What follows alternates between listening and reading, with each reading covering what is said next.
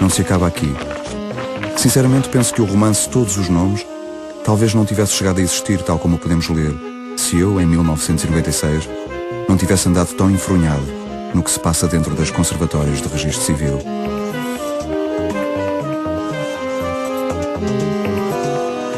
Um dos grandes romances da literatura portuguesa de amor é, de facto, Todos os Nomes, não é? Porque é um romance de amor absoluto, não é? É um romance de amor que não tem objeto, não é? É um romance de um fantasma, um personagem de arquivo que ele, digamos, lentamente se apaixona, não é? E que vai saber quem é essa figura, é uma entre os milhares do arquivo, não é? Que está ali, não é? E que se vai perdendo realmente no tempo, não é? E ele, de algum modo, essa paixão que ele quer salvar do esquecimento, não é? É essa pessoa que ele não ignora, não é? E, portanto, vai fazer de detetive, não é? Para encontrar realmente um fantasma e para saber que ela já está morta, não é? E para concluir que, afinal de contas, esse é o destino realmente da humanidade, é que realmente todos estamos condenados ao esquecimento. Saramago escreve o primeiro poema aos 18 anos, dedica-o a Hilda Reis, com quem casa em 44. Cautela, que ninguém ouça o segredo que te digo.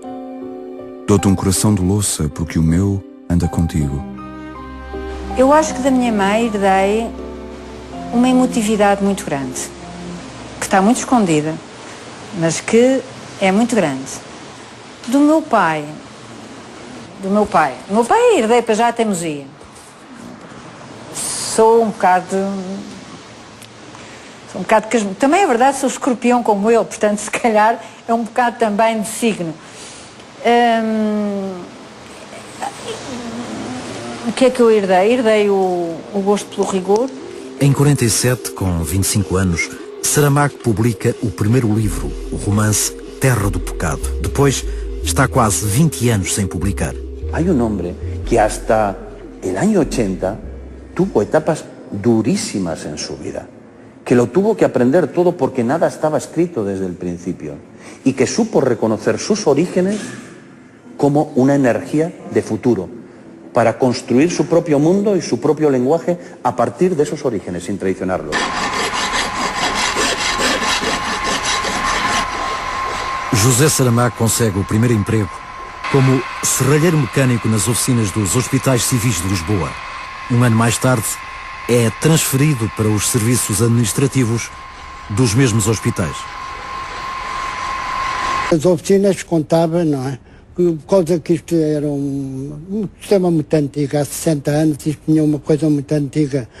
Trabalhava por meio de, como diga, de tração, não é? Era um motor que se vendia através de correias a todos os motores que trabalhavam aqui. E fazia um ruído terrível, não é? Era bum, bum, bum, 8 horas por dia. E ele não gostava nada disso, por isso é que fugiu, não é? Regressa ao Palácio das Galveias, ao campo pequeno, onde há uma sala de leitura que entra na história da minha vida. E eu entro nela. Uma coisa é saber ler de forma mecânica.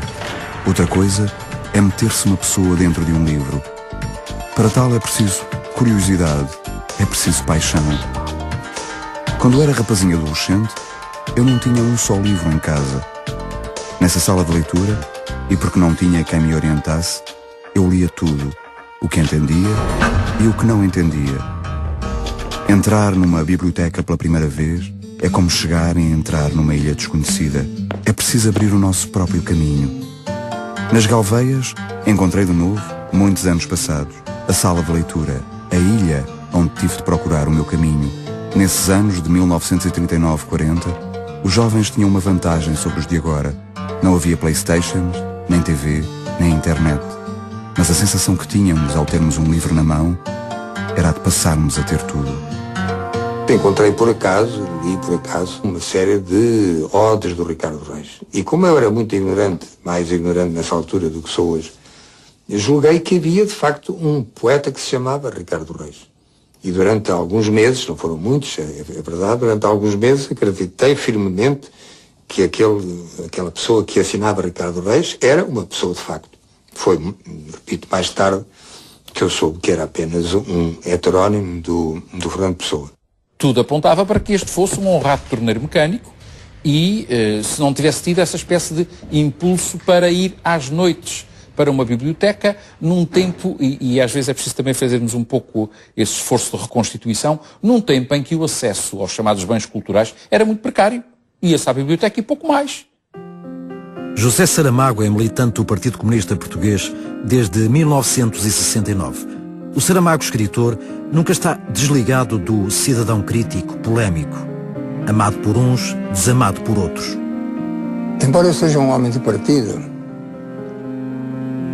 há uma coisa que começa a incomodar muito, não é? Pode-se acusar-nos a nós, os comunistas, dessa pecha de que o partido sempre tem razão. Mas é que os partidos comportam-se todos da mesma maneira. O partido tem razão. E como nos falta a todos nós, e a Portugal muito particularmente, o uso de um sentido crítico, exigente, rigoroso, vamos atrás da banda. Ninguém escreve se não ler. E embora por circunstâncias da minha vida familiar eu não tivesse sido contemplado com uma biblioteca na Nascença, ler foi uma coisa que começou quando eu era garoto. Lembro-me muito bem de que o meu pai comprava, ou melhor, dava-me, o Diário de Notícias. Ia para casa e levava o jornal. Quase diria então que aprendi a ler com o Diário de Notícias. No verão de 75, 24 jornalistas do Diário de Notícias são saneados por discordarem da orientação editorial afeta ao Partido Comunista. José Saramago, diretor adjunto do DN, é acusado de ter sido o mentor do processo. O caso foi notícia na BBC. Passámos coisas difíceis. 24 pessoas que vão para a rua e que são jovens, eu na altura era jovem, que têm filhos pequenos e vão para a rua sem um tostão, sem terem meios de sustentar a família. Não, nessa altura não há empregos, não é? Ninguém vai encontrar emprego ali ao virar da esquina. Isto é muito pouco humano, não é?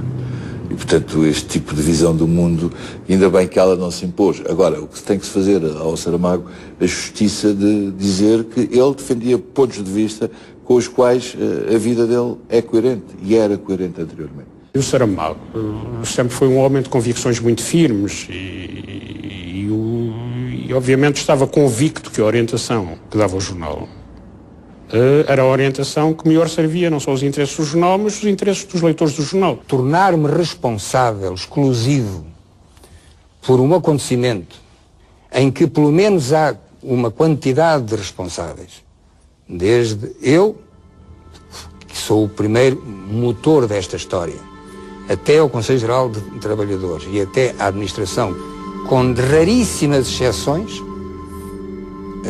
as 23 pessoas que dali saíram foram colocar-se em jornais da direita ou da extrema-direita. Depois do 25 de novembro de 75, José Saramago fica no desemprego. Com 53 anos, toma uma decisão radical. Dedica-se apenas à escrita e sobrevive de traduções. Pensava que poderiam tê-lo convidado para diretor do Diário. E na realidade não foi convidado para diretor do Diário, talvez por ter uma personalidade muito forte, talvez por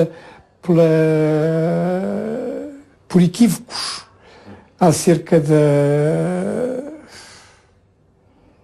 uma dureza que não é real, quer dizer, de uma independência de comportamento dele no Diário de Notícias.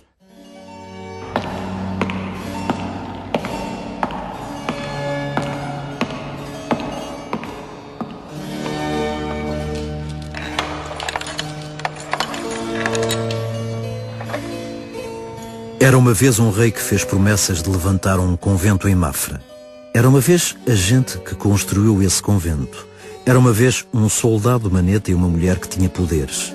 Era uma vez um padre que queria voar e morreu doido. O Memorial do Convento é o romance mais conhecido de José Saramago e obra de leitura obrigatória no ensino secundário.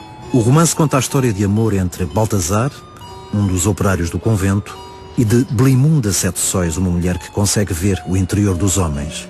Mas é igualmente o retrato de uma época e da figura de Dom João V, que mandou construir o convento. Nessa época em que o João V, em que lhe entrou esse delírio das grandezas, com a construção de Mafra e outras coisas mais, esse dinheiro, essas riquezas entravam em Portugal e seguiam diretamente para os Países Baixos, para a Alemanha, para a Itália. O Portugal rico, digamos, do século XVIII, do tempo de João V, era tão pobre como o povo no Portugal do século XX, dos 50 anos que durou a ditadura. O Baltazar, a Blimunda e o povo nos saem, de facto, como os grandes heróis deste romance. Apesar, o rei manda, o povo cumpre, mas os grandes heróis são, de facto, os trabalhadores que conseguiram construir Mafra num tempo recorde. Um romance em que as duas águas estão misturadas. Nós estamos a ler aquela história, estamos no tempo de Dom João V, mas estamos sobretudo no nosso tempo, não é? Um universo fechado, opaco, no qual só se pode sair através de uma invenção, não é? Que é representada no romance pela passarola do Bartolomeu, não é? E que tanto voa para o passado como voa para o futuro. Portanto, é uma máquina de voar esse próprio romance. O memorial mudou completamente o nosso cotidiano, mudou Mafra, aliás, as pessoas ficam muito admiradas da quantidade de jovens que visitam este convento. Prometo, pela minha palavra real, que farei construir um convento de franciscanos na vila de Mafra, se a rainha me der um filho, no prazo de 1 ano a contar deste dia em que estamos. Deus ouça, Vossa Majestade.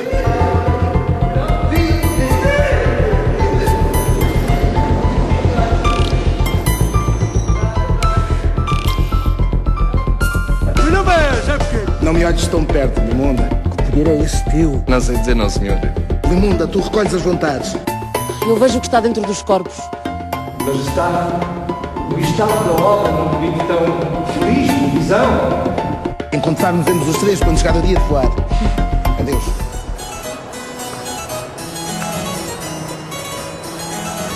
A primeira tradução da obra de Saramago é em italiano, com o Memorial do Convento. A história dessas personagens inesquecíveis, Blimunda e Baltazar, apaixona o compositor italiano Asio Corri. Em 1990, a ópera Blimunda estreia no Teatro Scala de Milão.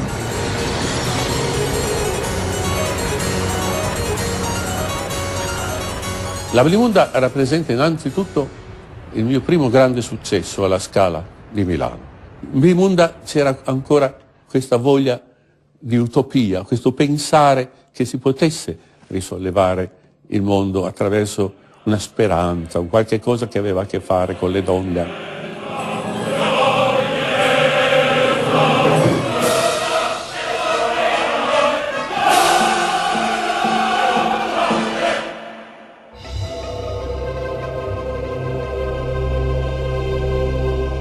O Evangelho segundo Jesus Cristo, a obra mais polémica de José Saramago. O escritor humaniza a vida de Jesus, imperfeições, fragilidades, a relação com Maria Madalena. O romance foi considerado ofensivo para a tradição católica e o então subsecretário de Estado da Cultura, Sousa Lara, impediu que o livro concorresse ao Prémio Literário Europeu. Em 2004, um grupo brasileiro apresenta em Lisboa uma adaptação do Evangelho. A Maria Madalena é ela com Jesus, quer dizer, neste encontro, o que vai acontecer? Ela vai ensinar todas as artes do amor a Jesus. Todas as artes do amor, toda essa parte carnal e física que ele não conhece.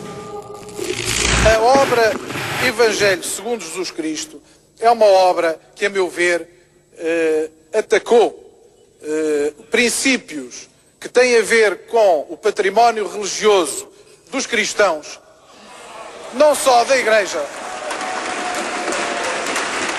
Por conseguinte, considerei, ao abrigo da tutela que me está delegada, que esta obra não podia ser incluída nas selecionadas. As razões que foram aqui invocadas